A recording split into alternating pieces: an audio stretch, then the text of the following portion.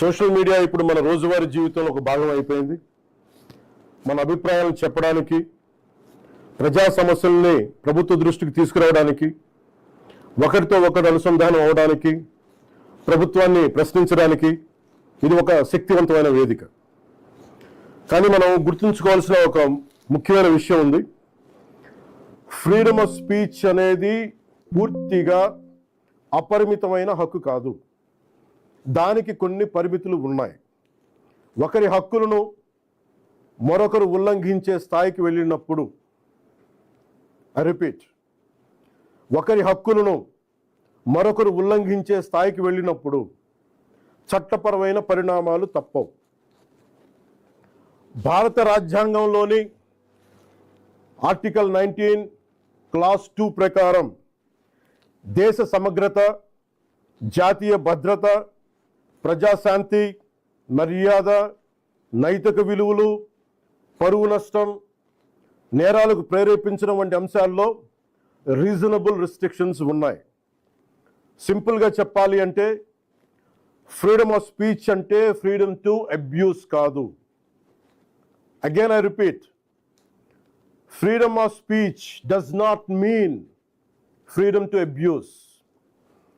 ప్రభుత్వాన్ని విమర్శించే హక్కు మీకుంది, మమ్మల్ని ప్రశ్నించే హక్కు మీకుంది, మా నిర్ణయాలతో విభేదించే హక్కు మీకుంది. అదే ప్రజాస్వామ్యం, దాన్ని మేము స్వాగతిస్తాం.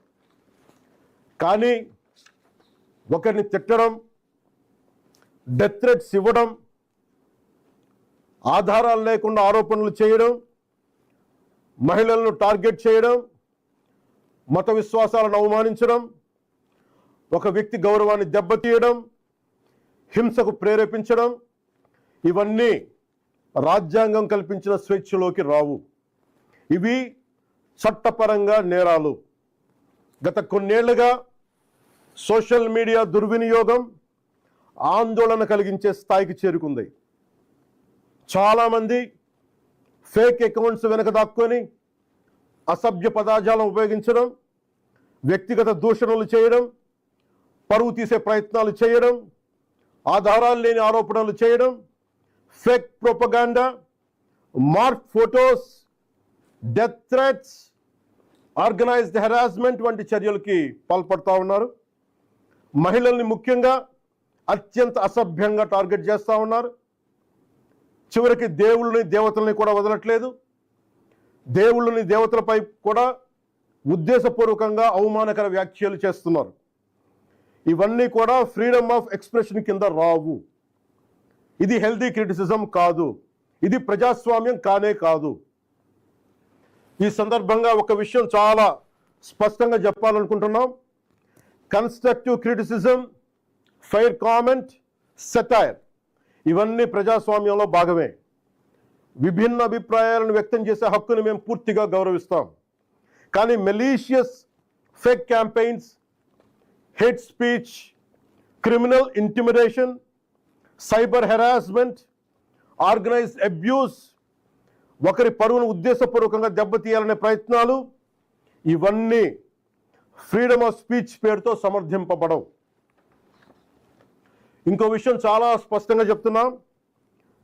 నేరస్తులకి, నేరానికి కులం లేదు, మతం లేదు, రాజకీయ పార్టీ లేదు.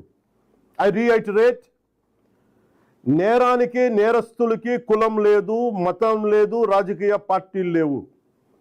తప్పు చేసిన తర్వాత కులం, మతం, ప్రాంతం లేదా రాజకీయ వెనకాలు దాక్కోవాలని ఎవరు ప్రయత్నించకండి. చట్టం ముందు ప్రతి పౌరుడు సమానమే. నేరం చేసిన ప్రతి ఒక్కరిపై చట్ట ప్రకారం చర్యలు తీసుకోబడతాయి.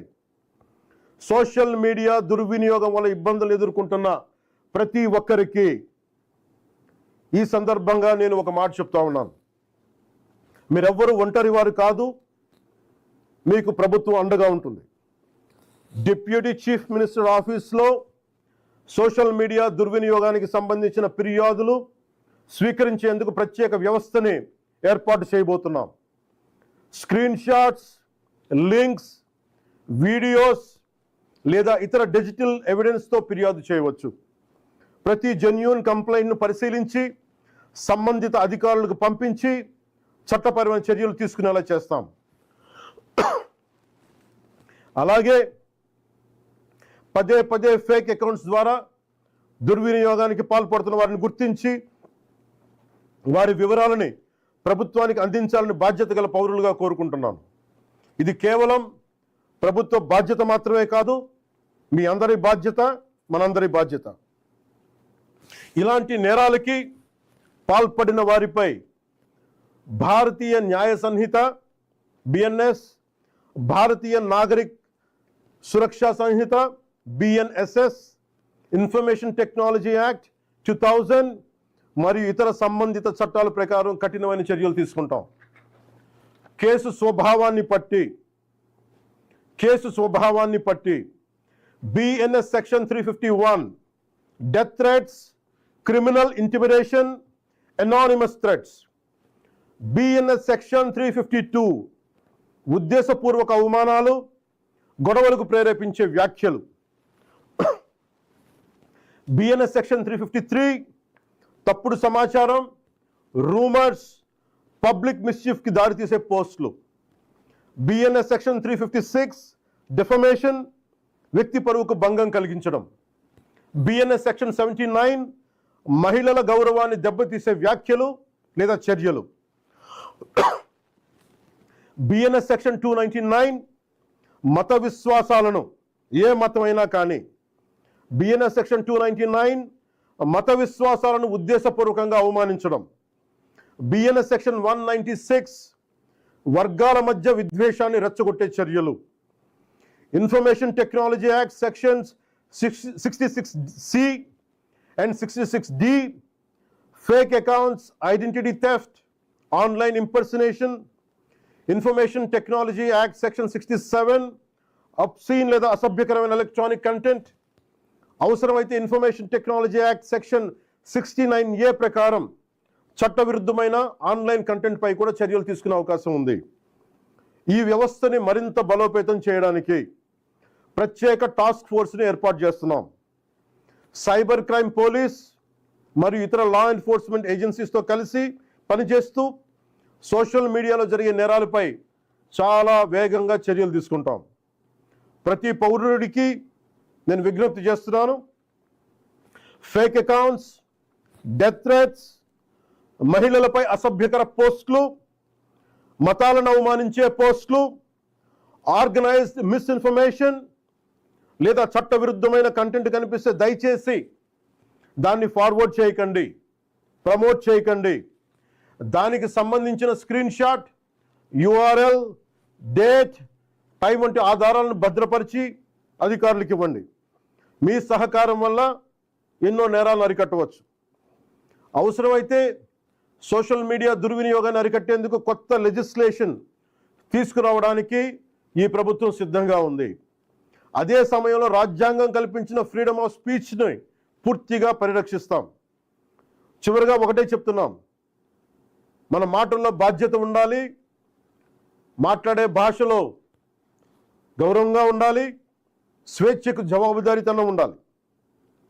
సోషల్ మీడియా మనుషుల్ని కలిపే వేదిక అవ్వాలి, విడదీసే వేదిక కాకూడదు.